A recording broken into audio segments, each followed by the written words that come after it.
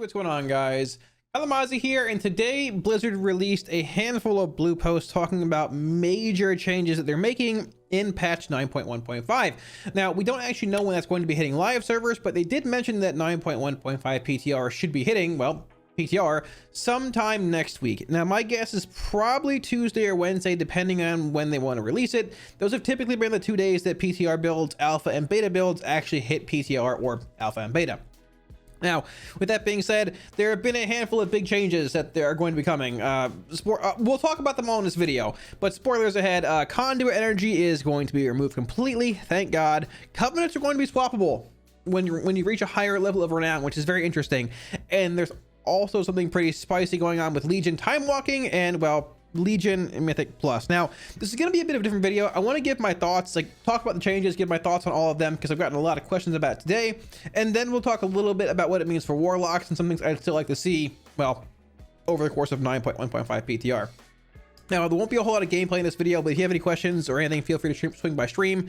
Drop them down below in the comment section. I'll be sure to get back to you. And once again, any profiles, weak cores, or add-ons you see here, you can get for free off my Twitch. So with that being said, let's actually just get into it. So, number one, here's the 9.1.5 content update preview. Now, some things have been talked about already. The first thing here being actual new character customizations. They look pretty cool.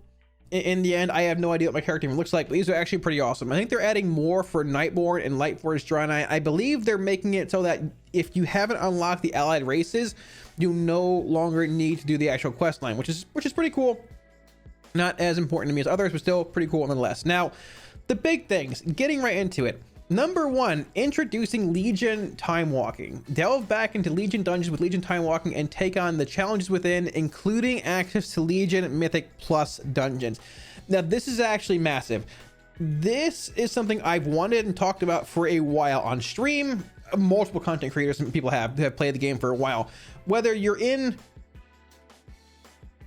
enjoy Shadowlands dungeons, BFA dungeons, or Legion the most, regardless, running the same 7 or 8, or in, Legion's case, 12, does get a little old after times. Thinking way back to Legion, at a certain point, yeah, it did get a bit old. But at the same time, I think we're spoiled back in Legion for a few reasons. Regardless, though, people have been asking for this for a while because a lot of great content dungeons, Mythic Plus, is put out in every expansion and then sort of is lost and left in the void without any kind of real, use at this point.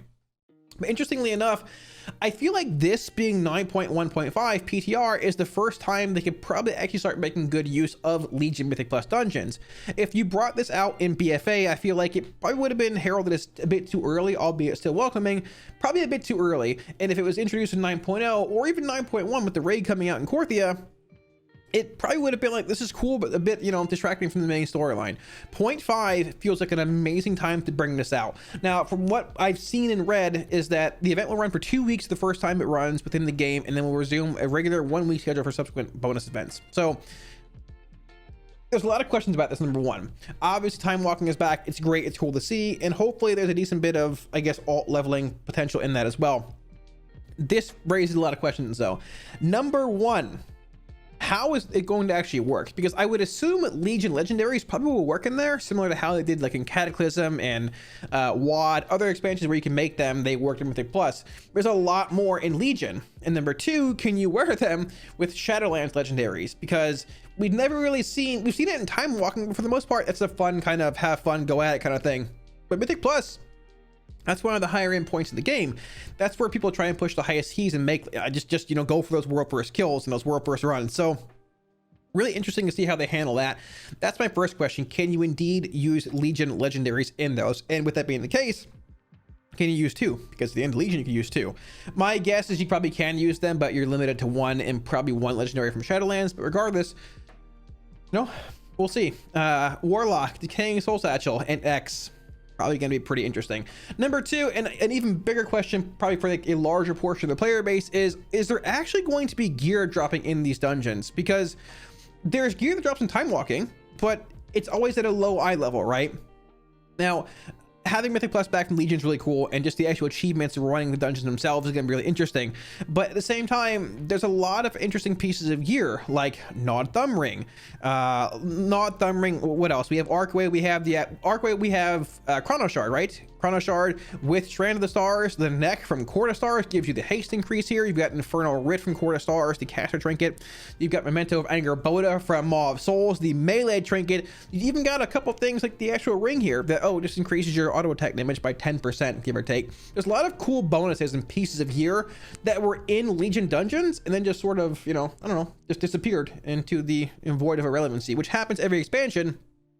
But I think it's really important for WoW in general to try and keep older sources of content still semi-relevant. Because let's be real here, these dungeons are great, but they just sort of got left behind. So I'm really happy to see this coming back. But the question is, will the gear actually drop? At what eye level? And the big thing, can you actually use Valor on it? Because it's going to be a 2-week event initially and then a 1-week event. I would assume every month and a half, 2 months, whenever it rotates back around. But at this point in time, there's not really a whole lot to use Valor on in retail. There's a few things you ever take early on, like rubies and, you know, slimes, whatever, what have you. But the longer the patch progresses, you don't have anything to use it on. Listen, as cool as it is making 100 gold off a bag of meat for 8k Valor, I just don't even bother at this point, you know? Like, I'm at 1,000 now, but I'm capped out, and I upgraded things because I didn't raid as much this tier, right? So I think that would be really, really cool, really, really interesting, but there are some downsides too. It's a 1-week event after the first time, which means you can farm the crap out of Court of Stars or Archway. If you don't get your Gnaw Thumb ring or your, you know, melee ring or your Memento, well, you probably don't have a choice or option of getting that for a month and a half or so. Number two, will it affect your actual vault? Meaning, does that count as a key completed for your vault per week? Because I'm at, like, you know, 6 out of 10 right now. But when this comes out, I'm probably not running any Shadowlands Mythic Plus for that week. So hopefully it counts towards this. But then the biggest question, can you pull items from these dungeons during this week or the week after in your vault? So there's a lot of questions to be answered here, but I'm really, really, really excited about this system as a whole. I personally feel Timewalking should be a permanent system, like in-game permanently. It would go a long ways in using older content without, like, you know, reusing it in a negative way for leveling alts, having fun, doing whatever, and then have the actual, like, Mythic Plus rotate back around every month and a half. Probably on the same schedule that Timewalking does in itself. But regardless, this is a big step in the right direction. And the biggest thing that I'm really, really curious about with this, what kind of implications does this have for the MDI? Because people cite Legion as like the best Mythic Plus expansion ever. It was the first one. We had 12, 13 dungeons, depending on how you look at Karazhan. It was awesome. It was really exciting. And that's when the MDI began. But at the same time, I feel running these dungeons, with them not being designed as much with Mythic Plus in mind as like BFA and Shadowlands have been, they're probably gonna be a little, maybe a little easier, a little more optimized around, but it'd be really, really cool to see maybe once a year, every other MDI, maybe one out of every 3 or 4 MDIs be based in Legion, or later on be based in BFA. Don't hate me here, I'm just saying, or have a handful of dungeons pull, let's say for the next MDI, you have all Shadowlands dungeons, but you also have like Upper Karazhan. You pull the Therian's Lair, Darkheart Thicket, and let's say I have a shard for the seagulls and the crabs. Pull those 4, and they're also a part of the map pool. That would be so incredibly cool, and something I personally would love to see. A bit of nostalgia, but a lot of it just really being, that's cool, and a great way to actually use old content, but really just keep it relevant. Because when you hear use old content, people think like, oh, we're using Nax again, but it's not. People love this stuff. Mythic Plus is the biggest thing, whether you like it or not. Mythic Plus is the biggest thing this game has going for it right now. That, AWC, even the Race to World First, they bring in all the views, but Race to World First is once every 6 months, give or take.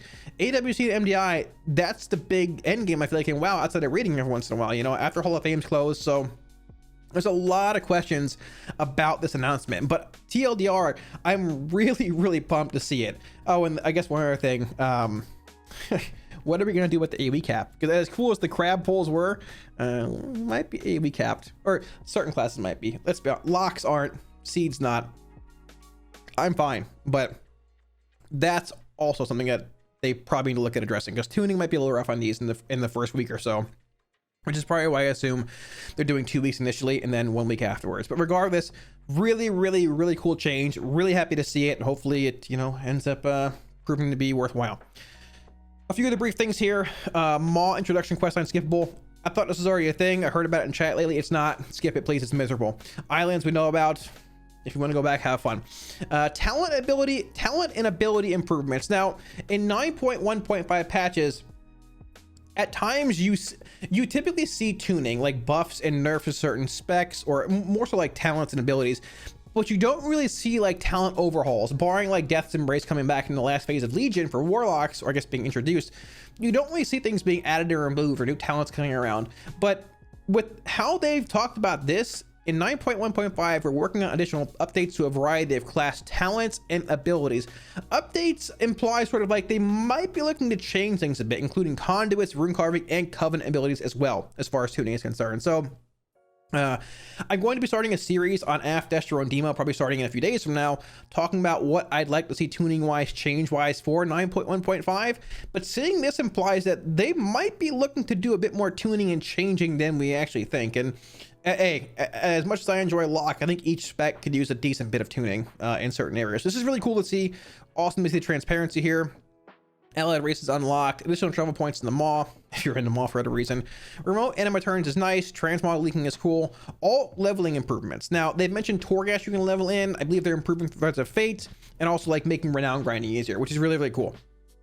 Awesome, great. At this point, this patch needs to be a big alt catch-up patch, because there's not really a whole lot going on, and my alts are just not even max level. There's just too much, they're miserable to level at this point. Now, in addition to all that, they also pushed a Shadowlands developer update, and we've actually been, I guess I've been hoping for one of these for a while, whether it's like a dev water cooler talk or something about what's to say to the game, which for a lot of reasons, people probably need to know what's going on. This post is very, very interesting. The wording and verbiage here is, there's something,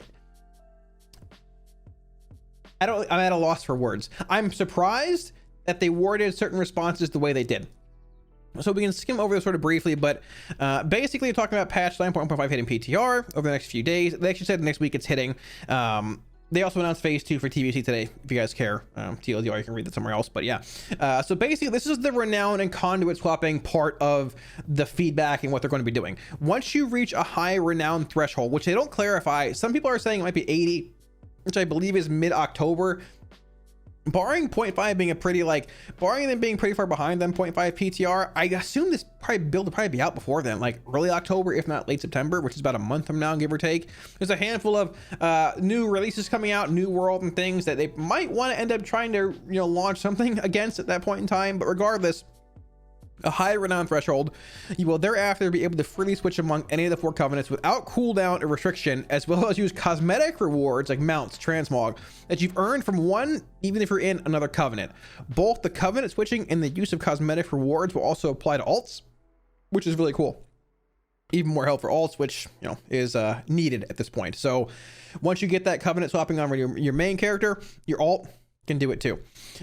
Really, really cool to see. So I had a lot of questions today on stream about, hey, will the DSS legendary, for example, for Night Fae work for Venthyr? Chances are extremely low, because Venthyr has Impending Catastrophe and Night Fae has Soul Rot. I doubt there's gonna be any kind of like inner covenant like Soulbind or inner covenant Soulbind or like ability swapping. You're probably still stuck with what you get, but still having this opens up so much potential, because in addition to just like, okay, maybe I want to play Necrolord or Venthyr or, you know, Kyrian this week in Raid or Mythic Plus, this is like, okay, next tier. Or even like for this week in Dungeons, do I want to play Venthyr for Impending Catastrophe because like of the huge AoE uncapped target like AoE cursing on mobs? Do I want to play Necrolord on this fight because these actual burst windows for Destro? Do I want to play Kyrian for shard sniping here? Do I want to play anything? It opens up so much potential, so many combinations. For like, we know that Night Fae is the best covenant for Warlocks. It's universally the most applicable, but Destro, like Necrolord Destro, is a bit, it seems a bit better. And like, with how much value Kevin and Plague Devisors gain in this patch, like, I would love to play with it in Plus. I would. I've been, or in both, honestly, you know, but I haven't been able to because of covenant swapping and things. That will no longer be an issue. You want to play it, play it. It's great. It's awesome. The other 75% of the game I haven't been able to play, I can now play. Really cool to see. Number 2, Conduit energy is being removed. Conduits will be freely swappable without restriction. I have 2 energy in game right now, for what it's worth. Please, Ian, please help me. Great to see. Just awesome to see. I've never really understood this, limiting your player base to only playing the game half about. I've never understood this. And to this very day, I've not heard one good argument as to why it needs to be a thing. But regardless, great change. One we've been asking for a while, but, you know, it is what it is. And there's more to that when we read a little bit lower here. And number 3 here, when playing alternate characters, if you have already completed a given Covenant's campaign, you'll be able to immediately earn the Renown and the 3rd Soulbind unlock without needing to replay the full narrative arc. This is like one of the 2 main reasons why I haven't bothered with alts. I don't want to do the Covenant arc questline again. It's so great. Like, alt catch-ups here, your main swapping for Covenants and Soulbinds are here. To me, it honestly feels like they're relaunching Shadowlands. It really truly does. It's launching the way that it should have been. Now, obviously, it's not optimal timing wise, having to wait a year, give or take. I guess 9 months or so, if you consider alpha and beta a much longer time, but for the changes to happen. But it's better late than never. Now, I know you guys are saying, well, I feel like it's happened a lot in the past, and it has, but they go more in depth in here. While we hope many players will be pleased with this, we know that you might be wondering why we didn't make these adjustments earlier. After all, a large portion of the community has been vocal about wanting, this should just say the entire community has been vocal about wanting to see changes along these lines since mid 2020, actually at BlizzCon in 2019, but that's okay, when it was still in beta. When it comes to limitations on Covenant swapping, millions of players experience Shadowlands for the first time through the lens of their Covenant of choice, and that would not have been possible had the choice carried less weight from the onset. This is a bit of a scary statement because it feels like they're still trying to justify the limitations they put in, but regardless, it's okay. They say, nevertheless, after the conclusion of the Chains of Domination campaign, the Covenants are united again, and revisiting player feedback in that context led us to reevaluate our approach. In terms of the day-to-day player experience, the advantages of a rigid division between Covenants have diminished since Shadowlands launched, while the downsides, feeling disadvantaged in certain types of content, have only grown. I think they've been there since day one, but at the same time, certain systems like Soulbinds and Conduits, all they have increasingly gotten worse and worse with more Conduits and empowered Conduits and enhanced stuff and more Soulbinds and all that stuff. So I get what they're saying there. The balance of factors no longer justifies the original limitations. It didn't justify it in the first place. Once again, hey, I'm being a little salty. So at 9.1.5, we're looking to provide a way to circumvent them. Got it. Perfect. Conduit Energy, however, is a different story. And this paragraph really hits home. The system simply has not played out the way we had hoped, which I'm not going to go in depth on this. I did on stream. If you want to watch the VOD, feel free. But I don't know what they were hoping for with this system. I don't know. I've had this debate a lot on stream. I have not one time found an answer as to why it's a good thing. But remember back to alpha and beta, where if you swap the Conduit out, if I went like this and put, let's say I put this here, this Diabolic Bloodstone. Well, if I swapped it, it's gone forever. I have to go farm it up again. These weren't even a thing. So it is what it is. Regardless, we should have heeded the community feedback and taken a different direction a year ago. This statement here is huge. Now, there's been times in the past where player feedback has been taken into account early on, and it's worked out very well. But the trend from like the start of Legion all the way until now is like players give feedback. It's not heated, and I want to clarify, this is not a bashing Blizzard kind of thing. There's good feedback and there's very bad feedback, and I've heard a lot of very bad feedback. But when there's an overwhelming voice of everyone saying the same thing, and it's just a radio silence for 9 months or whatever, it's like that's at a point where, okay, something needs to be looked at, something needs to be addressed. We should have heeded community feedback and taken a different approach a year ago. A majority of players largely ignore the system and are unaffected by it, which is true. While the minority, who, this is me talking, is the vocal majority. The minority, meaning like the higher end player base, is the vocal majority of this game, who want to engage in multiple content types, competitively feel constrained by it. Exactly. I have not had an issue with energy very much myself until recently, when I wanted to do more keys and other content. But yeah, very much so. You know, there's no reason to not just restrict your players from playing the game. Overall, that adds up to a negative experience. Conduit Energy isn't really making the game better in any appreciable way, so we're removing the system entirely. I never thought I'd see this statement ever. Not in this wording. So, and the rest of it goes on to just saying, hey, PTR's coming, you can Covenant skip things at will. So I mean, listen, we've heard this a lot in the past with Blizzard saying, okay, we get you, we hear you, we're making the changes you want finally. Now, there has been a lack of transparency, I feel, in the last, probably since honestly 9.0 hit with Conduit Energy and Soulbinds and doubling down on things, right?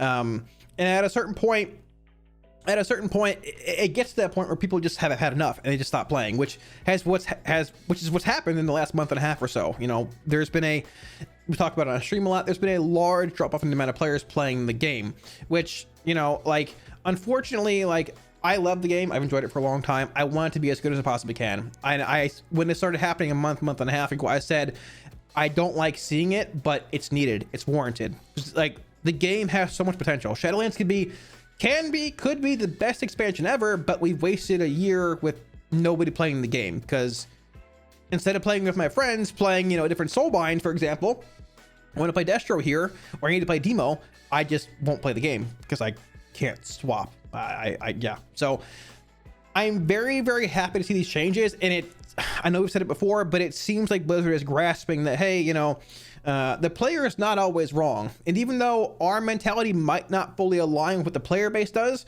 when the overwhelming majority of their player base, not even being the top minority, the vocal majority, the overwhelming whole part of the player base feels so passionately about something, we need to take that into account, because if we don't, we end up in a spot like this. So I was surprised to see this post today, but it's a very, very good change. I'm really excited for what's going to be coming in 9.1.5. It really feels, I think it's going to feel like Shadowlands is being actually released, like re-released in the form it should have been, which, you know, people compare it to Legion early on, saying, oh yeah, you know, the first patch wasn't that good. But I was talking to THG in stream. At this point in Legion, we were in 9.3. We're like a day away from 9.3 launching. So there's that. With that being said, let's talk a little bit about what this might mean for Warlocks and Mythic Plus and rating. Oh, and I also forgot to mention briefly, they did hint a little bit about a legendary item recycler, like a scrapper coming around for legendaries, which, whether you've made the wrong secondary stats or want to put it on a different piece of gear, that was mentioned briefly too. Will it actually happen? Who knows? But that was mentioned, so really cool to see. So getting into the Warlock stuff here now, I haven't run a crazy amount of sims with it or anything. It's more speculative, and this video is more based around the big changes coming today. But people are going to ask, what does it mean for Warlocks? Well, TLDR, we don't totally know, because there's a lot of sims around things to do, but I have Blood Mallet up. Now, we've known for a while that, okay, here's Affliction. This is casting Patchwork at Renown 60. We can go Affliction, Nia, Dreamweaver. Demo, once again, Nia, Dreamweaver. I don't know why there's some weird commit. Hey, I love you guys. I don't know why there's some weird commit to Necrolord Demonology Warlocks. Nightface is better. But either way, and Destro, for the most part, Nightface up here too, but Plague Device was ahead by a little bit. Now, Kevin's Oozling is pretty good, and Necrolord's been good for Demo in the first place, especially when you look at their legendary, which increases the damage of Incinerate, which stacks with Roaring Blaze and everything else. And just, at that point, when I played with this legendary in PTR, Incinerate was actually doing more damage than, okay, it would be Incinerate, but either way, doing more damage than Chaos Bolt was with Roaring Blades and everything else. This legendary is very, very powerful, and it was even bugged in PTR for a while as well. So it gives you the option of playing Necrolord. Let's say a fight next tier comes around and you, okay, well, it has a really strong priority burst window, basically every half a minute, give or take, on 2 targets. Perfect. Necrolord. Havoc windows. Shard of Annihilation. That opens up that potential to play Necrolord on that fight. You're going to have max renown wherever you want to go. There's a lot of sims that need to be run with Soulbinds, Covenants, Conduits, Legendaries, single target, AoE, renown levels, but it opens up that window for everything. That's universal across Necrolord, Venthyr, Kyrian, and even Night Fae. To a similar extent, Contain Perpetual Explosion. This legendary that buffs IC is actually pretty good. But the problem is you're playing Venthyr lock, which, like, if you play it, great. But for the most part, Venthyr lock is not, it's probably like the least competitive lock covenant as a whole, because IC on its own is undertuned. Now, I don't think IC, I think IC on its own should do more damage. It shouldn't take a legendary to empower to make it good enough, but this legendary effect is very strong and plus in like heavy AoE settings. Now, is it going to beat something like Decaying Soul Satchel with Seed of Corruption spam? Probably not, but at the same time, what DSS doesn't bring is the AoE curse application that Venthyr does, which, if you're getting into higher keys, being able to apply Curse of Weakness or Tongues to mobs, and the fact that it's smart curses now on these massive pulls, because IC is not target capped, it's very, very relevant. And once again, IC, an extra dot for Rapture, give or take, if you're rapturing and not seeding for whatever reason. A good actual just proportion of your damage is based around this legendary. I wouldn't be surprised at all in high keys, because like Seed of Corruption, so the seed spam is still good.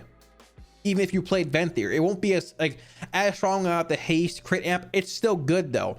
If you need that utility and that big AoE curse bomb, the icy going out, I wouldn't be surprised to see some Locks playing Venthyr at a certain point in time. Even Languishing Soul Detrius. There are certain fights where Tithe can line up and give you this amp at certain points, which makes it incredibly OP. And remember, Destro can Havoc Scouring Tithe. If one dies, you get the charge back. The other doesn't. The cooldown resets. Like, this opens the window for so many potential combinations, right? You know, now obviously, hey, it's a content farm, right? Because I can do whatever video I want. Let's play Necro Lord Fridays, you know, Venthyr Saturdays. But really cool to see this coming out now for 9.2 PTR in the next raid cycle. Even for 9.1 when it comes to Sanctum farm, you're able to play different covenants, different soul mines. I think you're gonna see a lot of Necro Lord Warlocks. Unfortunately, there's no real hectic ag cleave sims for like legendaries here in certain parts, but you can see, even for example here, like as Destro, here's contained Perpetual Essence, the Venthyr legendary, right? Languishing is still there, don't worry about that one. But if you go to Hectic Ag Cleave, which is not really a great sim profile to use, but regardless, you can see it gains a lot of value. I think it's for demo.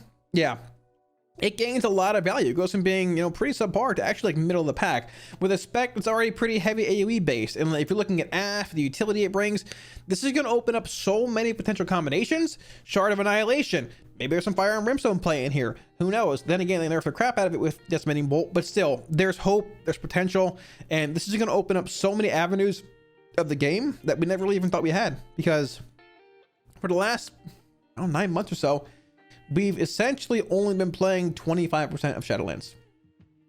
The other 3 covenants have sort of gone, they've gone to waste, but not anymore. So over the next few weeks, probably next week or so, I'm going to have a series coming out on AF, Destro, and Demo. 1 video for each spec, probably talking about 9.1.5, changes I like to see, tuning-wise, talent-wise, ability-wise, and hopefully go from there. Now, if you guys have any questions or I guess any thoughts on that or changes you'd like to see, also feel free to drop them below in the comment section, because I'm taking those into account for sure. I'm probably going to be updating the Warlock feedback document on stream at some point over the next week or so, maybe even this weekend, depending how things go.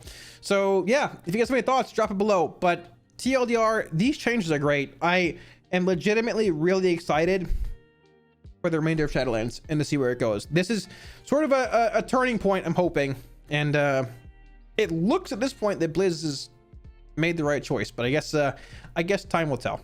So yeah, thanks for watching, guys. I wasn't planning on releasing this video today. Actually, it was supposed to be the first day of the 9.1.5 video series, but I felt like if I didn't actually address this, and yeah, just it felt like I had to address this, and I sort of wanted to.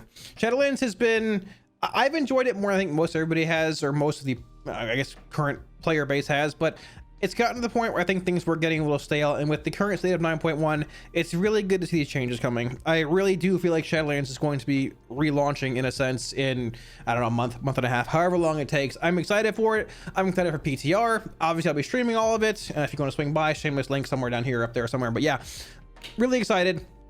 Let me know what you guys think of these changes in the comment section below. And if you have any questions, feel free to drop them in there as well. I will be sure to get back to you. I want to give a huge shout out to my patrons. Thank you so much for your support, guys. Really, truly do indeed appreciate it. Much love. Thank you.